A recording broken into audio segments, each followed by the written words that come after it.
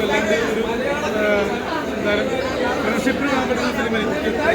കുട്ടികളും മാതാപിതാക്കളും കാണേണ്ട സിനിമയാണ്. ഇതിനകത്ത് ഫൈറ്റ് ഉണ്ടെങ്കിൽ അത്യാവശ്യം ആവശ്യത്തിന് വേണ്ടിയുള്ള ഫൈറ്റാണ് ഇത് ഒരുക്കിയിരിക്കുന്നത്. കഥയുണ്ട്, ബോണ്ടിങ് ഉണ്ട്. ആദ്യം ഫസ്റ്റ് ഹാഫ് തുടങ്ങുമ്പോൾ കഥ മനസ്സിലാവില്ല, എന്നാലും ഫസ്റ്റ് ഇൻ്റർവെല്ലിൽ നമുക്ക് കഥയുടെ എന്താണ് ഭാഗം മനസ്സിലാവും. അപ്പോൾ പായ വണ്ണിനേക്കാളും ഒന്നിനൊന്നും മികച്ചാണ് പായാറ്റ് ഒരുക്കിയിരിക്കുന്നത്.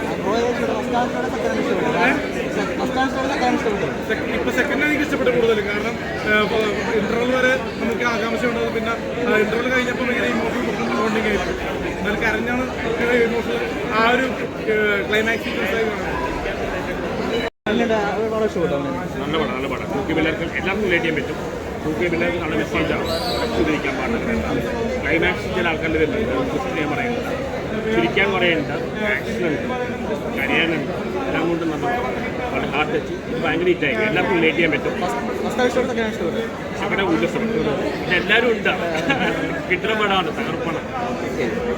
ഗംഭീര സിനിമ. വരുമ്പോൾ 6 സെക്കൻഡ് നിങ്ങൾ ധൈര്യമായിട്ട് കണ്ടോ. നിങ്ങൾക്ക് ഒരു നഷ്ടവും വരുന്നത് നിങ്ങളുടെ ജീവിതത്തിൽ നിങ്ങൾ തിയേറ്ററിൽ പോയി സിനിമ കണ്ട് ആസ്വദിക്കാൻ നിങ്ങൾക്ക് താല്പര്യമുണ്ടോ? നിങ്ങൾ തിയേറ്ററിൽ മാത്രമല്ല, ഇത് OTT വരുമ്പോൾ നിങ്ങൾ തിയേറ്ററിൽ കണ്ട അതേ ഫീലിൽ നിങ്ങൾ OTTയിൽ ഈ സിനിമ കാണും.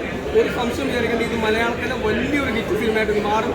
ഒരു ഗംഭീര ഡയറക്ഷൻ, ഗംഭീര സ്ക്രിപ്റ്റ്, എനിക്ക് പറയാൻ വാക്കുകളില്ല. കാരണം അതുപോലെ നമുക്ക് ഇമോഷണലി കണക്ട് ആവുന്നുണ്ട്.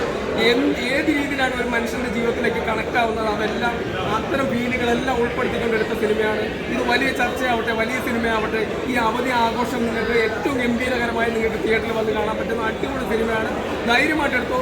ഞാൻ ഗ്യാരണ്ടിയാണ് ഞാൻ പറയാം. ഞാനൊരു സിനിമയുടെ വക്താവുമല്ല, ഞാനൊന്നുമല്ല, ഞാനൊരു പ്രേക്ഷകൻ. പ്രേക്ഷകൻ